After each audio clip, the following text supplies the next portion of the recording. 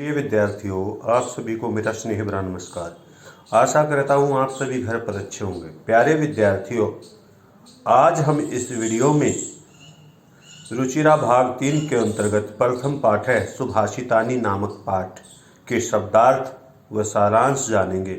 चलो देखते हैं। सबसे पहले सुभाषितानी का अर्थ बताते हैं। सुभाषितानी का मतलब होता है सुंदर वचन। क्या होते हैं? सुंदर वचन। सुभाषित का मतलब सु प्लस भाषित, दो शब्दों के मेल से बना है। सु का अर्थ होता है सुंदर और भाषित का अर्थ होता है वचन। इस तरह सुभाषित का अर्थ हुआ सुंदर या मधुर वचन। ठीक है, चलो सबसे पहले इसके शब्दार्थ देखते हैं प्यारे बच्चों।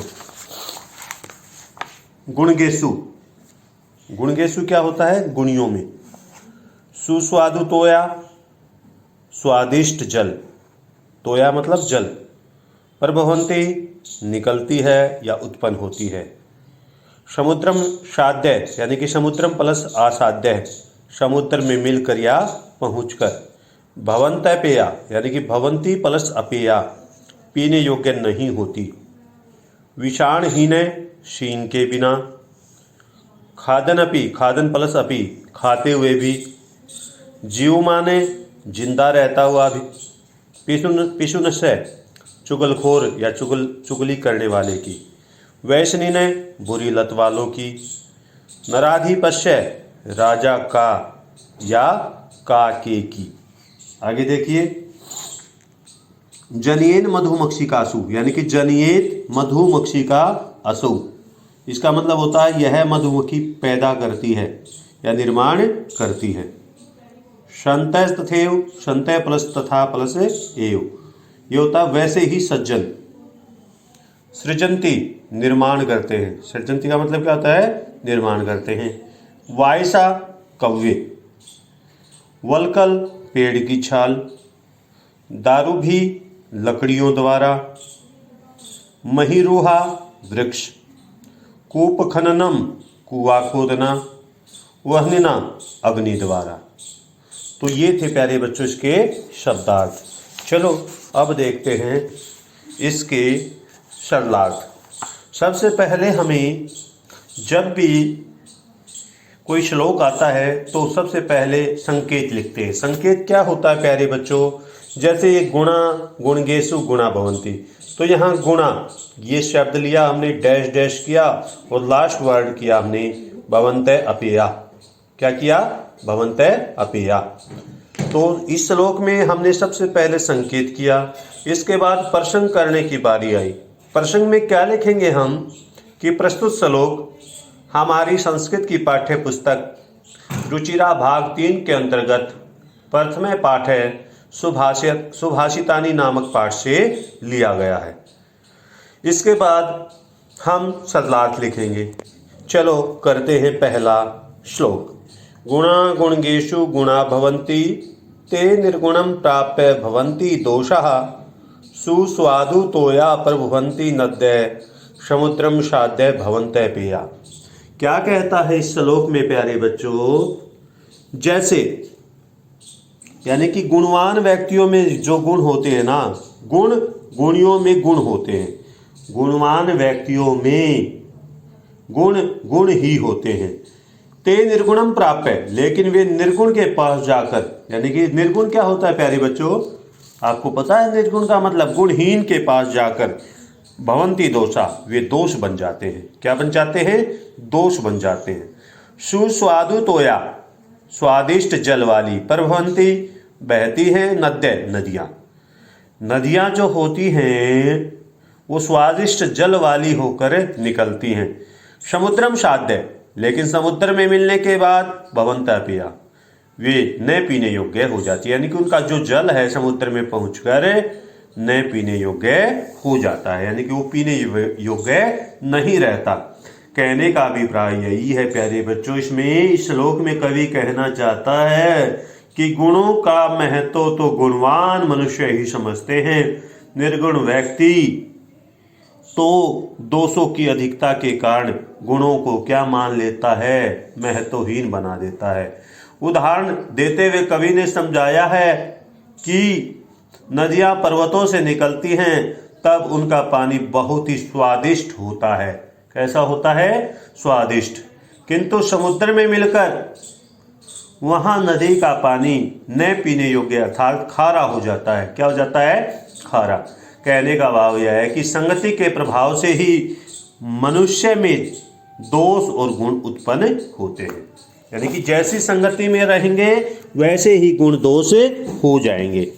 समझ में आ रहा है प्यारे बच्चों? यानी कि गुण गुणियों में गुण होते हैं, वही गुण निर्गुण के पास जाकर क्या हो जाते हैं? दोष बन जाते हैं।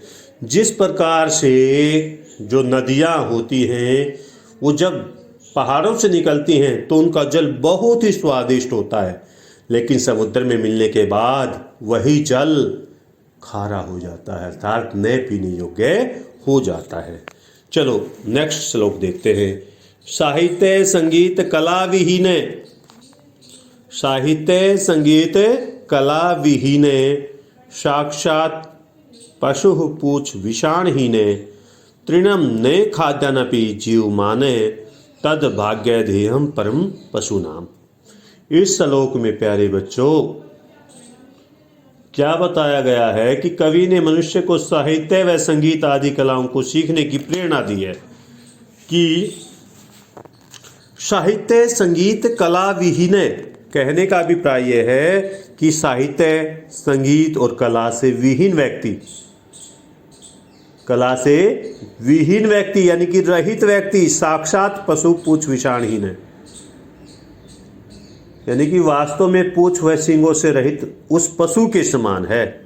जिस मनुष्य को न तो साहित्य का ज्ञान है, न संगीत का ज्ञान है और न ही कला का ज्ञान है, वह मनुष्य तो बिना पूछ व सींगों से रहित उस पशु के समान है।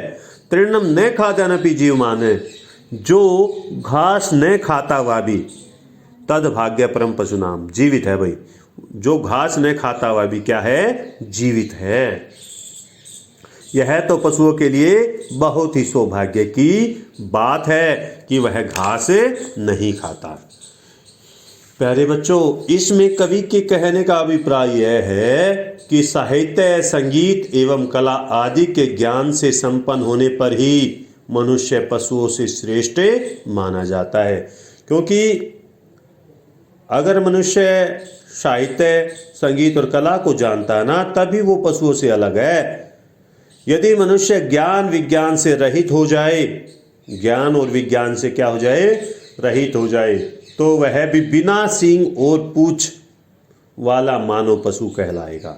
यानी कि जिसके न तो सींग है और न ही पूछ है, ऐसा वह मानव कहलाएगा। अंतर केवल इतना ही है। कितना है प्यारे बच्चों? कि मनुष्य घास नहीं खाता है, पशु घास खाते हैं। यही पशुओं के लिए परम सौभाग्य की बात है। कैसे सौभाग्य की बात है? बहुत सौभाग्य की बात है कि मनुष्य घास नहीं खाता। अन्यथा मनुष्य और पशु में अंतर क्या है? अगर वो घास भी खाने लग जाए तो वो पशु ही बन जाएगा, क्योंकि उसके पास न तो साहित्य रहेगा, न संगीत आएगा और न ही कला। तो समझने का प्रयास करें प्यारे बच्चों। इस श्लोक में यही कहा गया है कि जो मनुष्य साहित्य संगीत और कला से विहीन है, रहित है, वह मनुष्य साक्षात रूप से बिना पूछ और बिना सींग वाले पशु के समान है कि वह घास न खाते हुए भी जीवित रहता है। यह तो पशुओं के लिए परम सौभाग्य की बात है कि वह घास नहीं खाता, अन्यथा उन्हें भूखा मरना पड़ता। तो इस तरह से प्यारे बच्चों, आज हमने क्या क्या किया, यानी कि ये जो सुभाषितानि नामक पाठ है, हमने इसका अर्थ जाना। अर्थ में मैंने बताया आपको, क्या बताया कि अच्छे वचन, सुंदर वचन। सु का मतलब होता है सुंदर और भाषित का मतलब होता है वचन। वो मधुर वचन कह सकते हैं, सुंदर वचन कह सकते हैं इनको।